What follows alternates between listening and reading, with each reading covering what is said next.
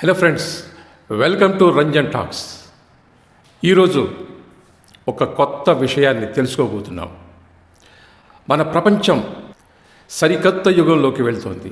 స్పీడ్గా దూసుకొని వెళ్తోంది. అద్భుతాలు, ఆశ్చర్యాలు సృష్టిస్తోంది. ఇదంతా సైన్స్, టెక్నాలజీ చేస్తుంది. కానీ వందల వేల సంవత్సరాల కాలంలో ఏ సైన్స్ టెక్నాలజీ లేని కాలంలో ఆనాటి మనుషులు కొన్ని రహస్యాలు మన ముందుంచి ఇదిగోండి చూడండి అంటున్నారు. అలాంటి రహస్యాలలో ఇవాళ ఒకటి మీ ముందు ఉంచబోతున్నాను. దానికి ముందు రంజన్ టాక్స్ ఛానల్ని సబ్స్క్రైబ్ చేయని వాళ్ళు చేయండి. చేసిన వారందరికీ ధన్యవాదాలు. అదేవిధంగా నా వీడియోని లైక్ చేయండి, షేర్ చేయండి. ఇక విషయంలోకి వద్దాం. తెలంగాణలోని నల్లగొండ పట్టణానికి అతి దగ్గరలో, అంటే కేవలం 4 కిలోమీటర్ దూరంలో పానగల్లు అనే గ్రామం ఉంది. పానగల్లు గ్రామంలో ఒక గుడి ఉంది. అదే ఛాయా సోమేశ్వరాలయం. ఛాయా ఎందుకు వచ్చిందో తర్వాత చెప్తాను. ఛాయా సోమేశ్వరాలయం ఇది 12వ శతాబ్దంలో కాకతీయుల వంశానికి సంబంధించిన వాళ్ళు కట్టిన గుడి. ఇది మొత్తం శిల్పాలతో నిర్మించారు. ఇక్కడ పెద్ద విచిత్రమైన విశేషం ఉంది. ఇది మీరు స్కిప్ చేయకుండా చూడండి. ఎంత అద్భుతమైన కట్టడం అంటే, గుడి చాలా తక్కువ స్థలంలోనే ఉంది, కానీ ఎంత అద్భుతంగా కట్టారంటే, అది ముందు చిన్న మైదానంలో ముందు ఒక కోనేరు. ఆ కోనేరులో ఏం చేశారంటే, అప్పుడే 12వ శతాబ్దంలో ఏం చేశారంటే, వచ్చిన భక్తులు స్నానం చేయడానికో లేదా కాళ్ళు కడుక్కోవడానికో కోనేరు కట్టారు. అక్కడి నుంచి ముందుకు రాగానే, అంటే గుళ్ళోకి రావడానికి ముందు ఒక మంటపం పెట్టారు. 4 స్తంభాలది, 4 పిల్లర్స్. అక్కడ సేద తీర్చుకోవడానికి లేకపోతే కాళ్ళు కడుక్కోవడానికి రెస్ట్ తీసుకోవడానికి పెట్టారు. అక్కడి నుంచి నేరుగా గుళ్ళోకి వస్తాం. గుళ్ళోకి వచ్చేసిన తర్వాత మొత్తం ఏనుగు బొమ్మలతో శిల్పాలు. అవి ఎంత అద్భుతంగా ఉంటాయంటే, కాకతీయులు ఎక్కడ నిర్మించినా కానీ ఖచ్చితంగా శిల్పాలలో ఏనుగులు కనిపిస్తాయి. ఎందుకంటే బహుశా ఆ కాలంలో వాళ్ళు ట్రాన్స్పోర్ట్ ఫెసిలిటీ ఇప్పుడు మనకు బాగా ఉన్నది, అప్పుడు లేవు. వాళ్ళు ఏనుగులు ఉపయోగించారు. పెద్ద పెద్ద బండరాళ్ళు తేవాలన్నా, ఇనుప సామాన్లు తేవాలన్నా వాళ్ళు ఏనుగులు తీసుకొచ్చేవాళ్ళు. బరువులు తీసుకురావాలన్నా ఏనుగులు ఉపయోగించారు. ఆ రకంగా ఏనుగులు వాళ్ళకు ఉపయోగపడ్డాయి. ఏనుగులే వాటికి ట్రాన్స్పోర్ట్ కాబట్టి బహుశా ఏనుగుల్ని ఆ రకంగా పెట్టారు. ఆ ఏనుగులు రకరకాల ఏనుగుల్ని పెట్టేసి ఆ శిల్పకళా సంపద ఎంత అద్భుతంగా ఉంటుంది. ఇక అసలమైన అద్భుతం రహస్యం చెప్తాను. లోపలికి వెళ్ళిపోయిన తర్వాత గర్భగుడిలో శివుడి యొక్క లింగం ఉంటుంది. ఆ లింగం ఒక గోడ. ఆ గోడ మీద ఒక నీడ పడుతుంది. ఇప్పుడు నేను ఇక్కడ నిలబడ్డాను అనుకోండి, ఇక్కడ ఎండ ఉంది.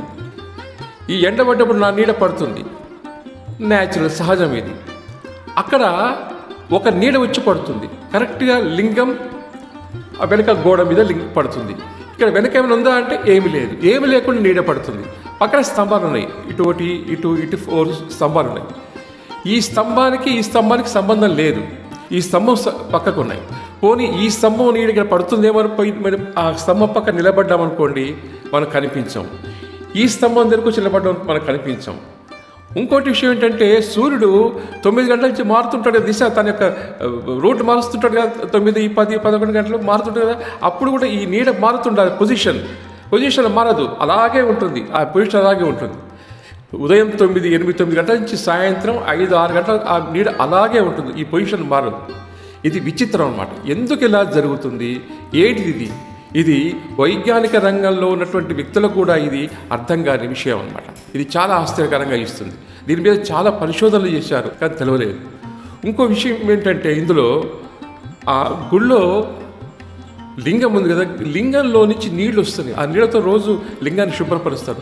ఈ నీళ్లు ఎక్కడి నుంచి వస్తున్నాయి అనేది కూడా అర్థం కావట్లేదు. చాలామంది అనేది ఏంటంటే, గుడి ముందు ఒక కోనేరు ఉంది కదా, చెప్పాను కదా కోనేరు ఉందని, ఆ కోనేరు నుండి వస్తుందని అంటారు. కానీ కోనేరు నుంచి గర్భగుడిలో ఉన్నటువంటి లింగం దగ్గర కనెక్షన్ ఉన్నట్టు కనిపించట్లేదు. ఎందుకంటే అన్ని రాళ్ళు, బండరాళ్ళే, అన్ని శిల్పాలే ఉన్నాయి అక్కడ. అవి తవ్వినా రావు అవి. మరి అంత కనెక్షన్ ఎట్లా పెట్టారు? అప్పుడు ఆ రోజులు అన్ని పైపులు ఎలా ఉంటాయి? అన్ని బండ రాళ్లే ఉన్నాయి. ఇది కూడా విచిత్రం అన్నమాట. అయితే ఇంకొక విషయం ఏంటంటే, 7-8 సంవత్సరాల క్రితం వరకు ఈ అతి విలువైన ఇంత మంచి సంపద, శిల్ప సంపద ఉన్న, నైపుణ్యంతో ఉన్న సంపదను పడేశారు. కానీ 8-9 ఏళ్ల క్రితం అప్పుడు కలెక్టర్ గారు కానివ్వండి, ఆర్కియాలజీ డిపార్ట్మెంట్ కానీ, ఎమ్మెల్యే గారు కానీ దీని శ్రద్ధ తీసుకొని వాగులు బాగా దానికి ఒక షేప్ తీసుకొచ్చారు. కోనేరు మొత్తం పాడైపోతే కోనేరులో మంచి నీళ్లు పోయించి తీసుకొచ్చారు. ఇప్పుడు అక్కడ ఒక తోట పెంచారు, చుట్టూ కాంపౌండ్ వాళ్ళు పెట్టారు. ఇప్పుడు చాలా గుడిలు కూడా భక్తులు వచ్చిపోతున్నారు. ఇంకోటి ఏంటంటే ప్రతి సంవత్సరము మహాశివరాత్రి రోజున వందలాది మంది భక్తులు వచ్చి తరలిస్తున్నారు.